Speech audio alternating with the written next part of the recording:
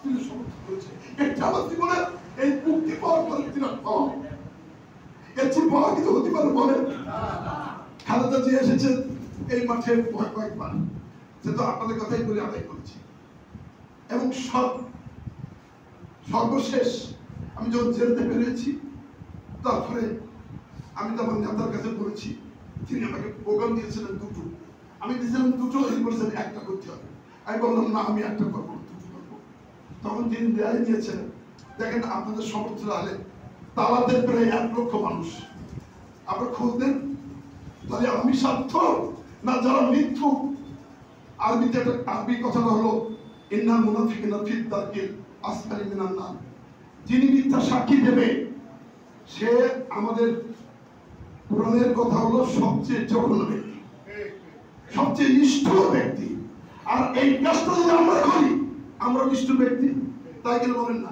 মিথ্যা সাক্ষী দেওয়া, মিথ্যা কথা বলা, মিথ্যা কেস দেওয়া, হয়রানি করা, এটা কি সম্ভব? আমার নেত্রী কি পালিয়ে গেছে আপনাদের বলেন? উনি কি এখন আছেন? তো কিন্তু দুঃখ আমি দেখতে গিয়েছিলাম তিনি আর সুস্থ নেই। শুধু হাবিব বলে ডাকলো, আমাকে ডেকে নিয়ে গেল, হাবিবকে ডেকে নিয়ে আসো, ওই থেকেই তার কাজ শেষ। মানে এইটুকুই দেখেছি তার। আমারও কষ্ট আছে যে তিনি তাকে শেষ করে দিয়ে চলে যেতে পারেন। আর এখন বলে যে আমি আপনাদের তার প্রসঙ্গে যাব না, আল্লাহর বিচার আপনার কথা বলে। কেউ তো বলে এই ধার্মিক ব্যক্তিরা বেশি করে বলে এই এক শক্তি হবে, এই ভয় হবে। আমার কর্ম, আমাদের খান বাহাদুর আচরণ করেছেন স্রষ্টার ইবাদত, সৃষ্টির সেবা, স্রষ্টার ইবাদত, সৃষ্টির সেবা। সেই সেবা দিয়েই যদি মরতে পারি, আর এখন যদি আমার মৃত্যু হয়, আমি দুটো সভা করি, তারা লক্ষাধিক মানুষের স্রোতে আমি দেখেছি সিদ্ধ হয়েছি। যে সিদ্ধ হয়েছি আমার সারা জীবনের পাওয়া প্রাপ্য তালার মানুষের কাছে, এবং সাহিত্যিকরা কল্পনা করে এই তালার মানুষের যাবে অনুভূতি দেখেছি আমি, কবরের মানুষের তাদের বিশ্বাস করে অতএব তাদের কাজ করেছি। যেখানে ছিলাম একটা এলাকায় কিছু দেখবেন কোথায় সেই সম্মানদের বাড়ি ব্রিজ করে দিয়ে আসছিলাম, দুটো ব্রিজ দেশের দুটোই ব্রিজ ওই রাজাপুর এলাকায় একটা কলেজ করেছিলাম, জিয়ায় করে আসছিলাম। এখানে বিএনপি ডাকি জানি শুধুমাত্র হিন্দু সমাজের জন্য একটা ব্রিজ করেছিলাম সম্মানদের বাড়ি, এবং সেটা সুন্দর রাস্তা। তারপর যে কলেজটা করেছিলাম জিয়াউর রহমান কলেজ, সেই কলেজটাও কিন্তু আমি শুনি জেলখানায় বসে 80% হিন্দু ভাইরা এখন বি পাস করতেছে ওই এলাকায়। খোঁজ নেন আপনারা। সেই কলেজটা কিন্তু 80%ই পড়ে, 70% পড়ে হিন্দু ভাইরা। তাহলে আমি তো সবার জন্য নাকি? আমার মধ্যে কি সাম্প্রদায়িক সম্প্রতি বিনষ্টকারী মনে হয় না বুজুর্গের বিনষ্টকারী মনে হয়? আর আপনাদের বলেন যে আয়াত করে তার সাম্প্রদায়িক বিনষ্টকারী। তাই আমি চাই এদেশের মানুষ সাম্প্রদায়িক সম্প্রতি এই পূজা উদযাপনের মধ্যে দিয়ে অনুষ্ঠিত হোক, এবং বাংলাদেশের মাটিতে তালা এবং কলরা এটি মডেল, সাম্প্রদায়িক সম্প্রতির মডেল হিসেবে আপনারা দায়িত্ব পালন করবেন ইনশাআল্লাহ। আমরা সবাই পূজাটা উদযাপন করবো, এবং প্রজন্ম থেকে প্রজন্ম আমাদের যারা মুক্তি দিয়েছেন সেই শহীদ কি বলে আবু সাইদ থেকে আরম্ভ করে, মুগ্ধ থেকে আরম্ভ করে, আমরা প্রজন্ম থেকে প্রজন্ম তাদের স্বীকার করতে হবে না। আমি মুক্তি পেতাম না, আমার 5 জন মারা গেছে, আমি তাদের দেখেছি করুন, তাদের দেখেছি যে আর বোধহয় আমরা বাঁচবো না। আমার নিজের এখন অনেকে আসে, কেউ আসে লক্ষ্মী সাহেব আমাকে তন্দি করতেছে, ভাই আপনি নেবেন এখন তুমি পড়ে যাবা, দেখবো সে কিভাবে কাজ করবে। ওরা বোঝে না, বুঝতো কেউ তো বলতে এত টাকা নিয়ে যাবো বের করতে, একটি সস্তা জিনিস। ওই আমার রুমের মধ্যে আমার পাবনা বাড়ি আছে, আমি বের করে দেবো, যাও।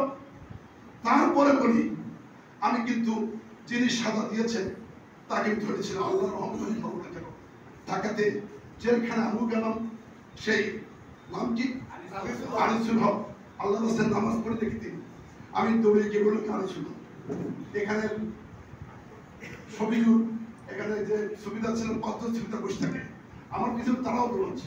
একটা ছেলে বোধ হয় ওখানে আছে, ওই দিচ্ছেন, সেও যেখানে ছিল চিপ কি বলে রাইটার ছিল, সেও দৌড়ালো। আমি কি বললাম ভাই আমার নাম হাবিবুল ইসলাম হাবিব, আপনি দাঁড়ানো দৌড় দাঁড়াইছেন, হ্যান্ডশেক করবেন না, হ্যান্ডশেক করবেন না। আপনি আমাকে 70 বছর সাজা দিয়েছেন, কিভাবে দিলেন? বললাম আমি বললাম আমার ওয়াইফ একজন স্ত্রী, আপনার খুব ভালো জানতেন, কিন্তু আপনি যে এরকম জঘন্য তিনি জানতেন না। বলো আমি কি সাদা দিয়েছি? হ্যাঁ আপনি লিখে দিয়েছেন। আর সাতক্ষীরার বিশ্বনাথ মন্ডলের পরিচয় দেখেন আল্লাহর বিচার কিভাবে হয়। এবং এক পর্যায়ে হুজুরে যখন তারা ধর মার, আমি তার মারতে পারিনি। আমার প্রিয় নেতা লুৎফর রহমান বাবর বললো কি তুই মারিস নি কেন? আমি তোমার সাথে কথা বলবো। এখন চলেন আপনিও চলেন আমার সাথে, হাজার হাজার মানুষের সাথে কি আমি একটা এমপি ছিলাম তার কথা বলে আমি তাকে হাত ধরবো কেন? আমার যেটা বলার সেটা বলা হয়ে গেছে, আমার যেটা বলার সেটা বলা হয়ে গেছে। প্রিয় বন্ধুরা, সর্বোচ্চ আদালত, আমি অনেকে আপনার সাথে আমার চিনতে পারিনি, সর্বোচ্চ আদালতের যে ব্যক্তিকে সাজা দিয়েছেন তিনি বিশ্বনাথ মন্ডল। তিনি একখানে অনুষ্ঠানে বক্তৃতা করেছেন, এই যে গত শনিবারে সেই মিটিং বক্তৃতা করেছেন। তা আমি বললাম উনি বক্তৃতা করলো কি করে?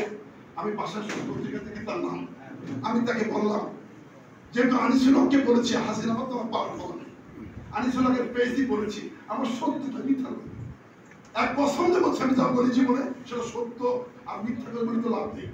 তারপরে আমি এখানে আমার আছে খোঁজবেন পড়তে জেলে থাকে খালি কি বলেছি। তো যা হোক, এরপরে আমি কি বলে যখন বিশ্বনাথ বক্তব্য দিয়েছে, তা আমি সেই রেজিস্ট্রার চিফ রেজিস্ট্রার কাছে লিখ করেছি, আপনি কি জানেন উনি আমাদের 70 সাল দিয়েছেন? তা ওনারা বললেন ওটা দিয়েছেন চিফ জাস্টিস। আমার কথা চিফ জাস্টিস যে বলবেন তার মানে আমি মৃত্যু থেকে ফিরে এসেছি। আজকে যেভাবে বলছি আমাদের ছিল না, আমি কয়েকবার আহত হয়ে হাসপাতালে গেছি অসুস্থ হয়ে।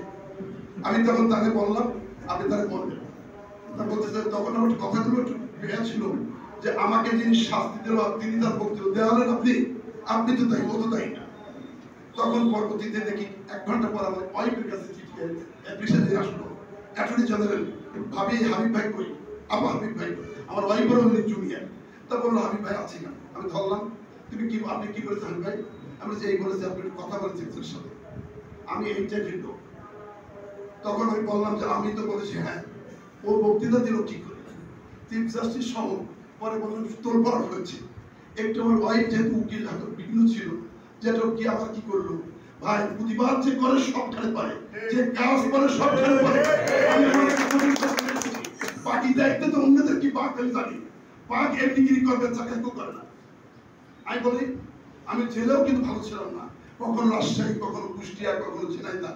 তবে আমার জন্য না, হয়তো আমাদের পরে অত্যাচার করেছে বলেছি, আমার ছেলে মেয়ে দেখা করতে চাই দেয়নি, করবে বিদেশ যাচ্ছে তাও দেয়নি ভাই। তারপরে অসুস্থ হয়েছে চিকিৎসাও করায়নি। আমাদের ছাত্র যে মারা গেছে একদম বিনা চিকিৎসায়, আমাদের যে লিডার মারা গেছে একদম বিনা চিকিৎসায়, তারপর লাকি যে মারা গেছে একদম অসুস্থ অবস্থা। এবং আমি জানি আমার মেয়েটা এই পত্রিকা দেওয়ার পরে তার ফেসবুকে কেন অসুস্থ অবস্থায় সে ওই কোটের মধ্যে ছিল, ওই ছবিটা দিয়ে ছেড়ে দিলেন, সমস্ত দেশে ভাইরাল হয়ে গেল লাকির জন্য। আমি দেখেছি কোন লোক, আমি শুধু বারবার বলতাম 50 জন আসামি তাদের পরিবার থেকে কিছু করুক, আমি দেখেছি অসহায়।